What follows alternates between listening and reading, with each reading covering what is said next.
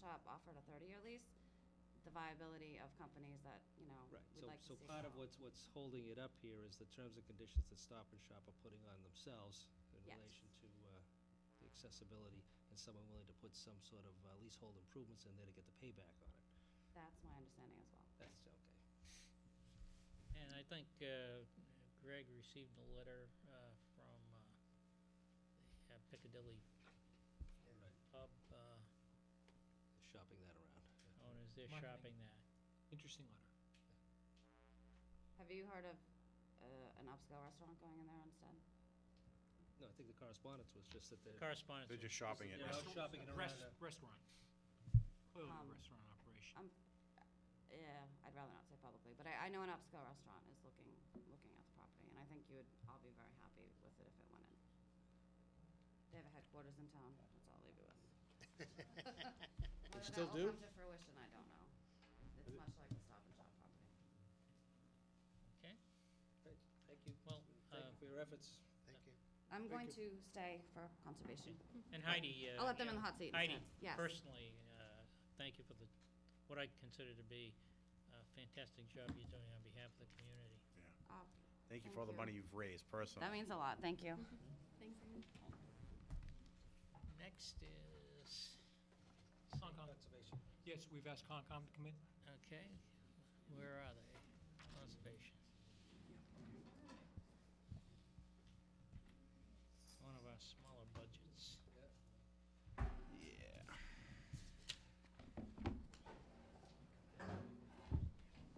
Page are they on, so I don't have to go back to the front? I'm sorry. Go back, never mind. Conservation. Conservation. Conservation is 259, Bob. 215, get it. 259.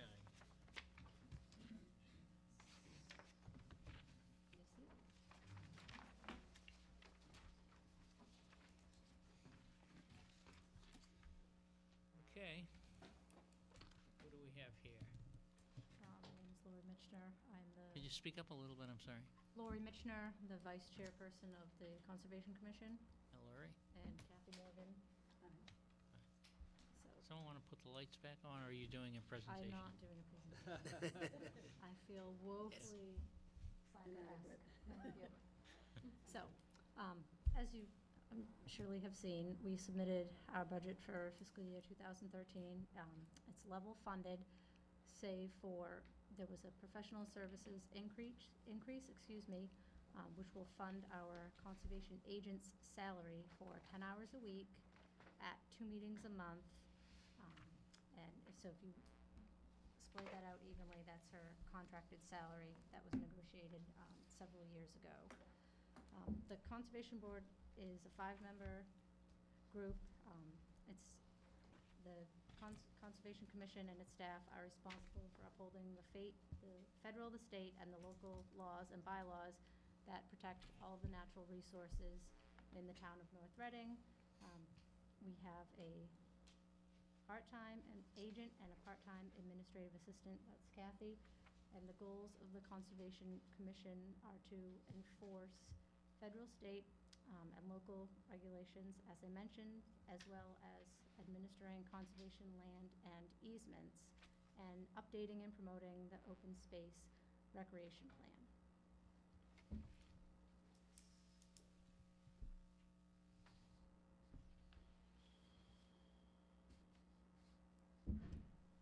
In recent years, the town has not met the level funded salaries of the conservation agent and the assistant conservation agent. We've been fortunate to provide those salaries through the revenues for filing fees, but we feel that given the shortage of land that's coming up, there aren't a lot of big parcels left, that those filing fees alone are not going to cover the cost of the salaries for the agent. So that's why we have the increase of that $16,008. Okay, and the agent is basically someone, an outside service providing engineering. That's correct. So, It's a contract position. right. So if, in fact, the amount of development is way down, then why do we need the agent? We still need the agent because well, right now, Leah goes out and meets with homeowners if they want to, say, for example, cut down a tree. She goes out and views any violations that are brought to her attention. Every time you have something like a septic system that needs to be either installed for a single-family home or an update if there's a failing septic system in town, and there's any resource area on the property, then the agent needs to go out and view that. So this position really is imperative for the town. If it was left up to the commissioners, I think that that would really do a disservice to the town and all the citizens, because things need to continue moving in a timely fashion. And without an agent whose job that is, if it was left up to the volunteers, I think that would slow down the process. And again, like nothing, like you said, nothing occurs in a vacuum, and a lot of the projects that go on in town are in resource areas. And without an agent that can go out and oversee these things, a lot of these projects would come to a halt. And there are legal timetables that are set up for these things, and that would add legal expenses to the town if we were unable to meet them because we didn't have an agent that could sign off on these things. Leah also provides a lot of technical expertise. She's a wetland she's got a wetland degree. So when there's a delineation in town of a huge parcel, she can go out there and she can dispute where the line is, and the line is very important because it determines whether they need to file with the conservation or they don't, if they come within that jurisdiction. She is important to development team meetings. She participates in that. She reviews plans for planning. She reviews plans for developers if they want to come in, you know, if they say, can I do this crossing? She knows all the Wetland Protection Act, you know, because she's got her own business that she, you know, deals with other towns, and she charges 3 times as much for her own business as we're getting her for. Mr. O'Leary. Yeah, up until recently, again, we've enjoyed the benefit of having the services of this professional, until just recently, whereby the revenues that we had on hand and we're funding it through have actually diminished to the point where we can't continue to afford to fund this position. Well, then let me ask this question, Steve, because if this person was funded from revenues, was it in a revolving fund? Yes. Yeah, yes. There is a revolving. There's a revolving fund. The revolving fund's down to next to zero. It's down to about less than $200 at this particular point in time. I just want to mention about, I don't know exactly what term she was hired on, the agent. She wasn't the original agent, but I don't know what term she was originally hired for. I believe she was originally hired to be funded out of the operating budget. There's a memo here that I found back in 1996 where, when the town was going through a building boom, they reverted to the filing fees to pay not only one agent, but 2. That's how much we were revenuing. Then, at one point, they started supplementing my income too, to the point where there's only $7,000 left in that revolving fund. The way that the commission receives the fees is we get a portion of the state fees, and we have a bylaw fee. They go into 2 different revolving funds. I was being supplemented out of one, and she was being paid out of the other. No, I think when Munis came into act, they started double dipping in one. I don't know whether it was an error or what, because I have a balance back in 2009 of $55,000 in the account that was used to pay her, which should have lasted through 2012 at least, and then 1,100 into 2013, and it's got $159. So somewhere it was, you know, the 2 funds were either intermined or something, but needless to say, we don't have the funds to pay her.